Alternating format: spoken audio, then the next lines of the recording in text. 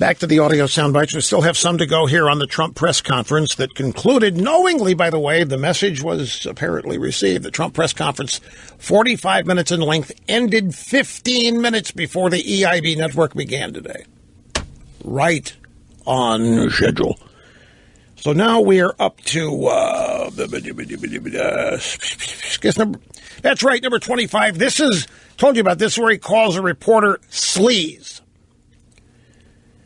He's talking with, it's a reporter Q&A, and it's an unidentified female reporter and ABC correspondent Tom Llamas. Tom Llamas is who Trump calls a sleaze. It was the biggest crowd you could have had because it was all cordoned off. They weren't allowed to have any more people than they had. So instead of saying Trump made a speech in front of a packed crowd, they said Trump was disappointed because I didn't have millions of people going from Jefferson to Washington. I mean, give me a break. It's just, honestly, it's dishonest reporting. Yeah, go ahead. How are veterans supposed to lead? I'm not looking for credit. But what I don't want is when I raise millions of dollars, have people say, like this sleazy guy right over here from ABC. He's a sleaze in my book. You're a sleaze because you know the facts and you know the facts well. Why am I a sleaze? It's a badge of honor, by the way. Don't be hurt for the media. It's a badge of honor to be called a name by Trump. So I guarantee you, what's his name, Tony Llamas, at the bars and restaurants, he's always going to be the sleaze now. His wife will call him a sleaze if he's married. I don't know. But his colleagues, everyone will call it, hey, sleaze, how you doing tonight, buddy? He's a badge of honor to have your name called by Trump and be made a nickname. What Trump is talking about here, he had a big rally in Washington where there were a bunch of bikers. It was a bikers rally for Memorial Day for vets.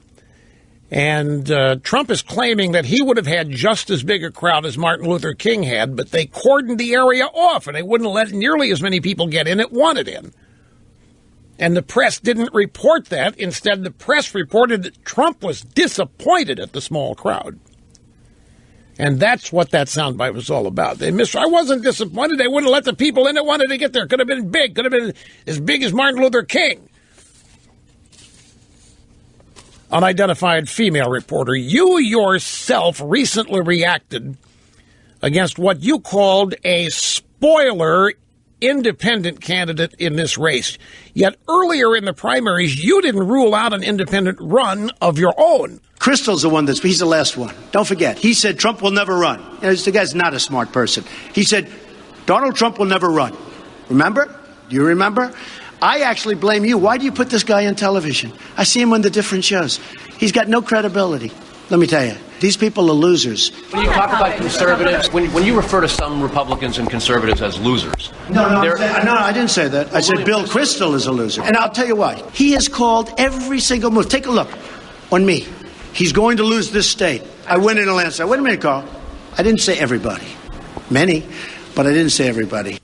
So Carl Cameron, what he wanted to ask here, how are you going to unify these Republican Party when you're out there referring to some Republicans and conservatives as losers? So he's, no, I just talking about Crystal here. Just talking about Crystal, that's all. Crystal's been wrong in everything he said about me. Then let's see the post-press coverage of this.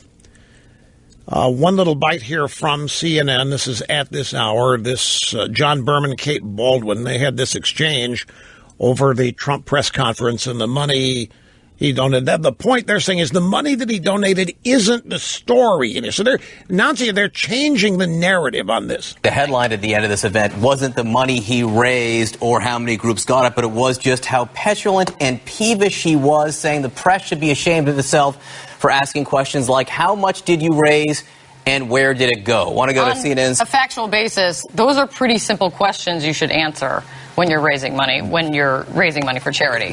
Right.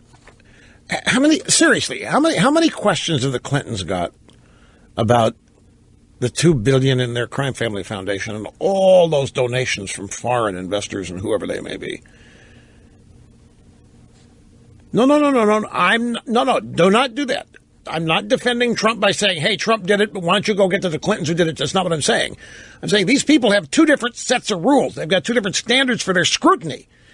And the upshot of it is the Clintons don't get any scrutiny. Whatever they say goes on with their foundation. That's what's reported. And whatever they say happens at Clinton Global Initiative. That's what they say. And that's what gets reported. Now, the Clintons aren't under any scrutiny. Now, the Clintons won't believe that. The Clintons believe they're under more scrutiny than anybody's ever been. But because of the way they do things, they invite that scrutiny. So anyway, this was John Berman at CNN announcing that they're changing the narrative here. The narrative is no longer what Trump donated and to whom, but what a peevish, small-minded guy he is to be treating us in the press this way. Now, back to the press conference. Reporter, is this what it's going to be like covering you if you're president? We're going to be having this kind of confrontation in the press room at the White House? Yeah, it is going to be like this, David. If the press writes false stories like they did with this, because, half of you are amazed that I raised all of this money. If the press writes false stories like they did, then we have to read probably libelous stories, or certainly close, in the newspapers. And the people know the stories are false.